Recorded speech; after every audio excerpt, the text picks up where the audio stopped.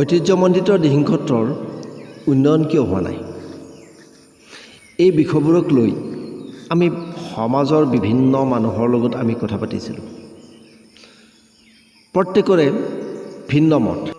যিখিনি জড়িত মানুহ, এই মানুহখিনি গোটেই আচলতে শক্তিশালী নহয়, আৰ্থিকভাৱে সবল মানুহ নহয়। গতিকে এই মানুহখিনিয়ে চৰকাৰৰ সাহায্য অবিহনে ডেভেলপমেণ্টৰ কাৰণত ঘৰ দুৱাৰ এইবিলাকতো লাগিব, বা চৌহদটোৰ এটা সীমা ভালকৈ বান্ধিব লাগিব। এইবিলাক কৰিব লাগিলে মানুহখিনিয়ে নোৱাৰে। চৰকাৰৰ সাহায্য অবিহনে এইটো কাম সম্ভৱ নহয়। যিখিনি ঘৰ আছে, নামঘৰ এটা আছে, মণিকূট এটা আছে, সেইখিনিয়ে যথেষ্ট নহয়।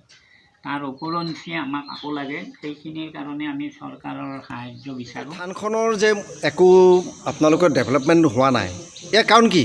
ইয়াৰ কাৰণ মানে আমাৰ যিকেইজন শিষ্য আছে, শিষ্যখিনি সঁচাকৈ দুৰ্বল। কিন্তু আমি পাই পইচা অলপমান তোলোঁ, সেইখিনি আমাৰ সামৰ্থ্য নহয়। আৰু শিষ্যবৰ্গ বৰ মানে দুখীয়া।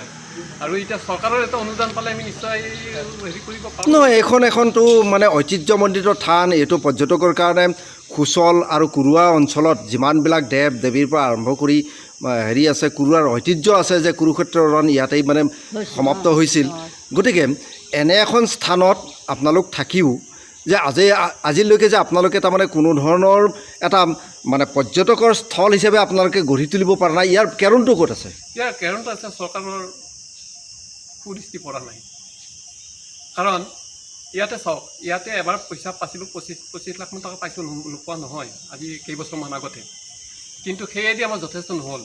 কিন্তু যিখিনি কৰিব গ'লো আকৌ সেই নষ্টই হৈ গ'ল। এই ঘৰটো বনালোঁ, এই ঘৰটো ভাঙি নতুনকৈ ৰিন'ভেশ্যন কৰা হ'ল। আৰু সেইটোও বনালোঁ, সেইটো এতিয়া অৱস্থা জয়ী কৰি গৈছে।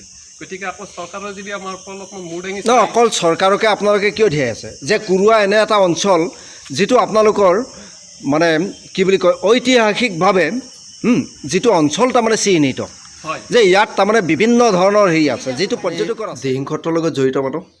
হয়, মোৰ দেউতাই অৰিজিনেল শিষ্য আছিলে। আৰু মোৰ দেউতাক কলকাতাত তোলা আছে, বৰা ভাৱ পাইছিলে। আৰু তেতিয়াৰ পৰাই আমি সত্ৰখনৰ লগত জড়িত হৈ আছোঁ। আমাৰ ওচৰ চুবুৰীয়া গোটেইখিনিয়ে দিহিং সত্ৰৰ মানুহ আছেই। দিহিং সত্ৰখনৰ পশ্চিম পাৰে আৰু পূব পাৰে, আৰু একে গাঁৱৰ পূবত সত্ৰৰ শিষ্যবৰ্গ জড়িত হৈ আছে। এতিয়া এই দিহিং সত্ৰখনৰ যে আজি যিটো মানে যিটো মৰামোৱা অৱস্থা বুলি আমি মানে এইটো ক'ব পাৰোঁ, হয়, তাৰ উন্নতিকল্পে আপোনালোকে কি চিন্তা কৰিছে? এতিয়া আমি কিছুমান পদক্ষেপ হাতত ল'বৰ কাৰণে চেষ্টা কৰিছোঁ। এখন কমিটি গঠন কৰা হৈছে, কিন্তু আমাৰ প্ৰভুৰ পৰা আজ্ঞাটো পোৱা নাই এতিয়াও। আমি আটাৰ ওচৰত গৈছিলোঁ, গোলাঘাট নগৰাত, আমাৰ মূল সত্ৰখন আছে নগৰাত। তেখেতৰ তাত গৈছিলোঁ, কিন্তু দিনেশ মৰাৰ কাৰণে আমি থানঘৰীয়া এজন দিব পৰা নাছিলোঁ। গতিকে আমি কমিটিখনে এটা সিদ্ধান্ত লৈছোঁ যে দিনেশৰে ভায়েক মহেশ কলিতা, তাকে আমি থানঘৰীয়া হিচাপে দায়িত্ব দিওঁ, যিহেতু তাৰ বাপেক পূৰ্বপুৰুষটোৱে আছিল। সত্ৰখন উত্তৰ গুৱাহাটীৰ দিহিং সত্ৰতকৈ আগতেই স্থাপন কৰা ইয়াতে। এই দিহিং সত্ৰখনৰ আজিৰ যিটো একেবাৰে মানে অৱস্থা, যিটো মানে কি বুলি দুখ লগা অৱস্থা, এইটোৰ মানে হেৰিৰ কাৰণে আপুনি কি কৰিব, মানে আপোনাৰ পৰামৰ্শ কি? পৰামৰ্শ মানে এইটোৱে কথা যে দিহিং সত্ৰখন উন্নয়নৰ কাৰণে যদি ক'বলগীয়া হয়, সমাজখনৰ ব্যৱস্থা থাকিব লাগিব। সমাজে ইয়াৰ দায়িত্ব ল'ব লাগিব। আৰু চৰকাৰৰ ফালৰ পৰাও কিছু সাহায্য লাগিব, কাৰণ আমাৰ আৰ্থিক ফালৰ পৰা সমাজখন বহুত দুৰ্বল।